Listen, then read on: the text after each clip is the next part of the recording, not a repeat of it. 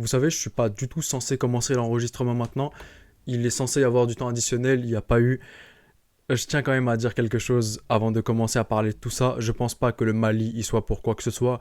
Je pense pas qu'il y a eu des magouilles ou le Mali a acheté l'arbitre ou quoi que ce soit. J'y crois absolument pas. Donc enlevons cette idée de la tête complètement. Mais l'arbitre a complètement été dépassé par les événements à partir de la 85e minute. Dès l'instant où il avait déjà sifflé le coup de sifflet final à la 85e minute, il a complètement été dépassé par les événements.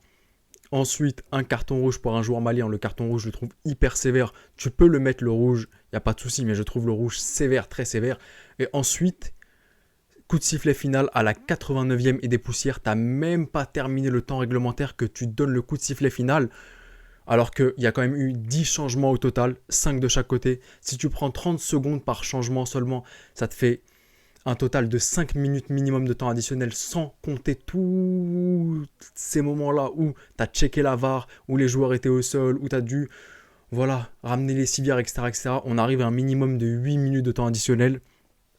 Tu ne termines même pas le temps réglementaire. L'arbitre a complètement été dépassé. Je ne sais pas s'il a pris un coup de chaleur à la 85e minute, il voulait complètement arrêter. Je ne sais pas si l'arbitre avait une diarrhée, il pouvait pas s'empêcher de stopper le match pour aller aux toilettes faire ses affaires. Mais là, j'ai pas d'explication. Honnêtement, j'ai aucune explication à cela et c'est juste scandaleux. On va se le dire clairement, c'est juste scandaleux. Déjà qu'hier, on a eu un match où tous les ballons étaient dégonflés lors de Égypte-Nigeria. Aujourd'hui, tu as cet arbitre-là qui te stoppe le match avant la 90e minute. Ça commence à faire un peu beaucoup quand même là, non? Bref, on va complètement faire abstraction de cela maintenant.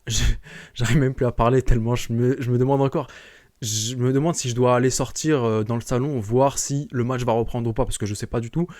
Mais bref, sur le papier, Monderleg Bayer avait commencé le match assez proprement, je trouve, avec son 3-4-3. Et je l'ai trouvé intéressant. J'ai trouvé que tous les joueurs étaient intéressants. Compte tenu du fait que tu as énormément d'absents, que Youssef Msek n'était pas là, que voilà, tu as perdu pas mal de joueurs, je trouve que la tactique qu'il a optée était plutôt pas mal. Je pense pas qu'il faut tomber sur Monderleg Bayer. Il a essayé de faire tout ce qu'il pouvait, honnêtement. L'équipe d'en face, le Mali, a été bien plus solide, bien plus endurante, bien plus juste extraordinaire. D'ailleurs, fun fact, parmi les 3 matchs qui se sont joués où on avait une possibilité de se retrouver au mondial, Ghana-Maroc, chapeau 1 contre chapeau 2, c'est le chapeau 1 qui a gagné le Maroc. Nigeria-Égypte, c'est le Nigeria qui a gagné chapeau 1. Là, pour le coup, c'est le Mali qui bat une équipe du chapeau 1, chapeau 2 qui bat le chapeau 1. Après, bien évidemment, s'il y avait eu les 8 minutes de temps additionnel avec un joueur en moins, ça aurait pu changer la donne, mais bon, on va oublier cela. Je sais que pour mes frères tunisiens, ça va être très très dur d'oublier. Maintenant, 2 personnes, voilà, qui ont, on peut le dire, un peu de sang sur les mains. Enfin, ouais, deux personnes, on va dire, même 3 peut-être. Je dirais Wahabi Khazri pour son penalty raté. Mais bon, voilà, c'est des choses qui peuvent arriver. Elias Riri qui lui aussi, voilà, il a un peu de sang sur les mains parce que tu lâches pas ton bras comme ça, t'es pas dos au jeu. C'était pas, voilà, c'est un penalty qui leur coûte clairement un but. Et la troisième personne qui, pour moi, a du sang sur les mains aussi, c'est Hanbahal Mejbri, Animal Mejbri.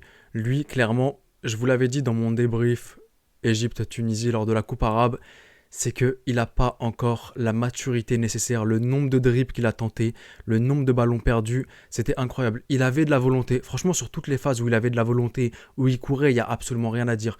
Il a juste été dépassé par les événements, il n'était pas assez physique, il n'était pas c'était pas le match dans lequel il fallait faire rentrer. Donc sur ce point-là, voilà, c'est pas vraiment de sa faute s'il est pas costaud, s'il est pas physique face à des Maliens. Même Ali Ma'aloul qui a énormément d'expérience, qui a je sais pas combien de Ligue des Champions de la CAF, n'a pas été à la hauteur défensivement. Donc ça, je peux rien lui dire. Mais toute l'immaturité liée à tous ces dribbles tentés, faut vraiment qu'il s'arrête. Honnêtement, faut qu'il s'arrête. Il est pas à Manchester United ici. Il est en Afrique. Et en Afrique, c'est plus du tout le même style de jeu, surtout contre des Maliens comme ça, où la force physique prime, où voilà, t'as pas à faire le rigolo. Donc Hanba Al-Mejbri pour moi, voilà, mention flop. Et c'est là où je trouve que Monderleg Bayer aussi, il a fait son travail dès qu'il le fait sortir à la mi-temps. Donc franchement, j'ai rien à dire à Monder. Il a essayé de faire du mieux. C'est pas la Tunisie qui a été trop faible aujourd'hui. C'est la Tunisie a fait son match. Honnêtement, je trouve que la Tunisie a fait son match. Il pouvait recoller au score. Malheureusement, bah, il y a le match qui se termine un peu avant. Franchement, j'en rigole, mais je suis sûr que mes frères tunisiens, voilà, ça vous énerve.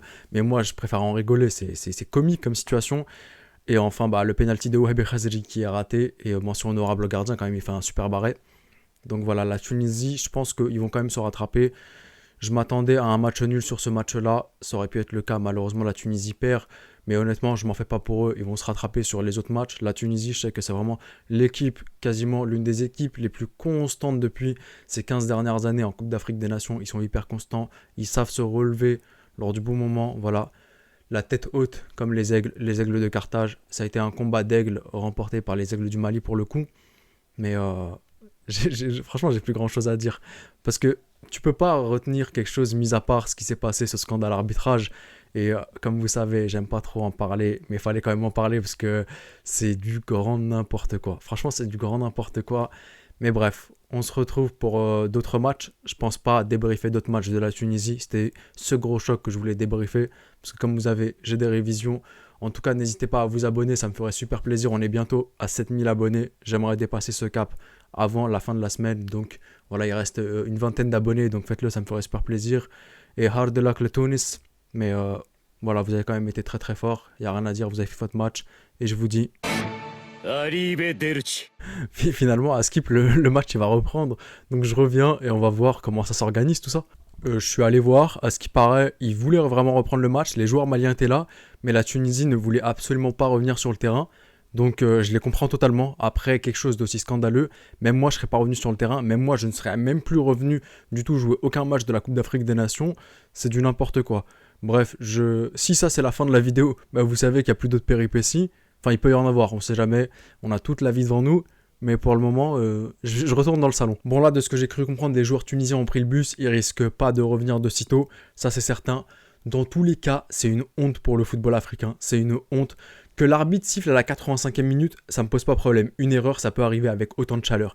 Qu'il siffle à la 89e minute, ça me pose pas problème dans le cas où ensuite il reprend le match. Ça peut arriver, je peux comprendre, l'erreur est humaine. Bien sûr, il va être pénalisé après, mais l'erreur est humaine. Mais qu'il siffle à la 89e et ensuite qu'il ne reprenne pas le match, là c'est scandaleux. Ensuite, j'ai cru comprendre que cet arbitre-là a été suspendu déjà pour suspicion de corruption en Ligue des Champions de la CAF en 2018. Donc la CAF, là, elle est en train de ramener un mec, certes, c'est des suspicions, mais tu prends le risque de ramener un mec qui avait déjà été suspendu en 2018 pour suspicion de corruption, tu te tires une balle dans le pied.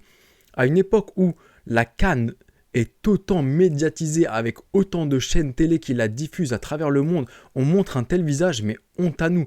Là, vraiment, c'est triste à dire. Vraiment, je vous le dis, c'est triste, hein. Mais on est en train de prouver au monde entier, à tous ces Occidentaux qui se moquaient de la CAN, qu'on est très très clairement que cette compétition est vraiment une compétition de seconde zone. Honnêtement. C'est triste, il y a des pays qui font tellement d'efforts, il y en a qui se donnent à fond pour avoir le meilleur visage et pour donner un très très beau visage de l'Afrique, mais malheureusement, en un claquement de doigts, on se fait tuer, clairement. Donc là, je sais pas. En tout cas, si voilà, comme je vous le dis à chaque fois, s'il y a des minutes ensuite, c'est que je suis revenu pour vous reparler, c'est qu'il s'est passé d'autres choses. Sinon, je pense que je vais vraiment arrêter la vidéo là et retourner réviser parce que c'est vraiment une mascarade. C'est vraiment du grand n'importe quoi.